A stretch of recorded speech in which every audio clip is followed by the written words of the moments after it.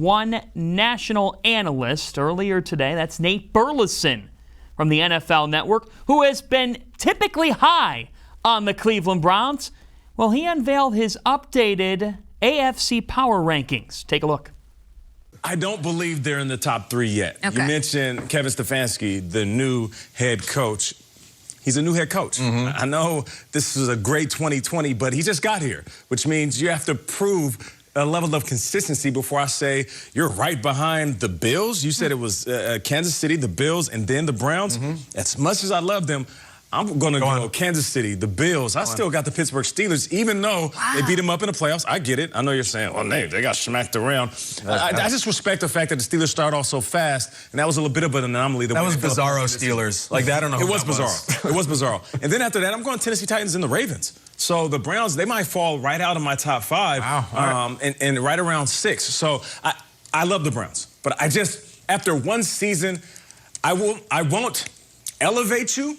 And I won't hold it against you. What I mean by that, if I'm looking at the Browns, I'm not going to say, you guys are now Super Bowl champions. Do it for another year. Show consistency during the regular season and in the playoffs. Then I'll crown you as one of the best teams in the AFC, maybe even best teams in the NFL.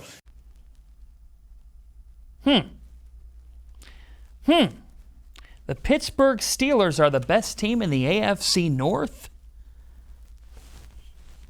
Interest peaked. All right, let's welcome back in cleveland.com plain dealer reporter Mary Kay Cabot.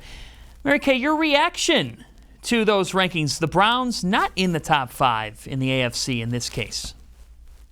Well, I would have definitely put them in my own top 5. And I think he had a couple of interesting points that he made there that we could break down a little bit. First of all, the Pittsburgh Steelers. I do agree with him on one thing. I think people are writing off the Steelers way too soon.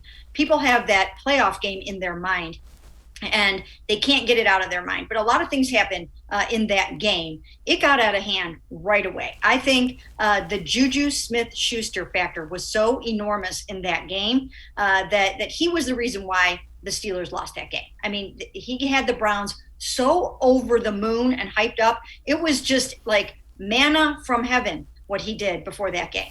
And you know, they just had no chance. I mean, they were just caught off guard, and they did not have any kind of a fan base in there to get anybody back on their side or anything like that. So that had a lot to do with that. And once again, it just like they had them at hello in that game. The minute that snap sailed over the head, it was over. Okay.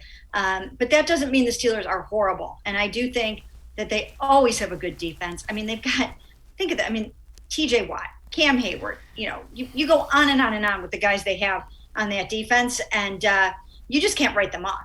And it will come down to how much better Ben Roethlisberger is this year, one more year removed from his elbow surgery. If that elbow surgery was still lingering last year and was a major reason why he struggled, then watch out, because that receiving core that they have is dynamite, okay? Those guys are dynamite, and now they've got a running back to go with it. What they don't have enough of is an offensive line.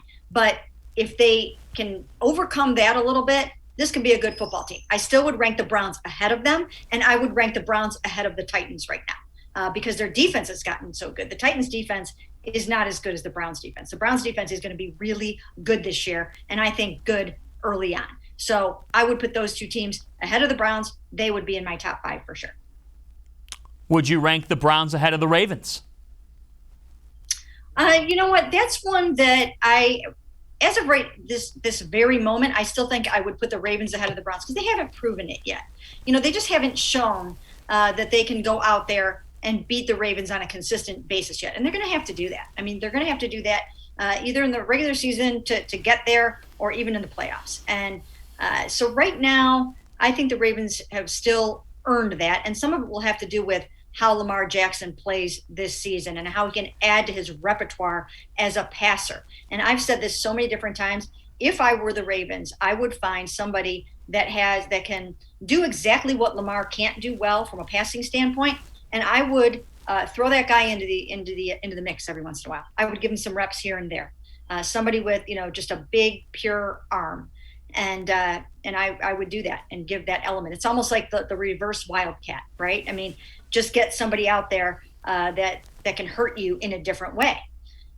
So as of right now, I mean, their defense still it's always really good. They've added some nice pieces. They've added some parts on offense. Now, Lamar Jackson is not practicing right now. That doesn't help matters for them. If you want to incorporate new things into your scheme, this is the time to put that in. He's been out on the COVID-19 reserve list. That's not helping matters. But for right now, I would still have the Ravens just slightly ahead of the Browns. You talk about having that quarterback that maybe comes in and does something different from the starter, a little bit of an inverse of what the Saints tried to do with Drew Brees, Taysom Hill, and that special package, and it did work successfully at times. So it'll be interesting to see how Baltimore evolves, because we always talk about them as one of the top teams. Will they continue to stay at that level? Lamar Jackson's record speaks for itself.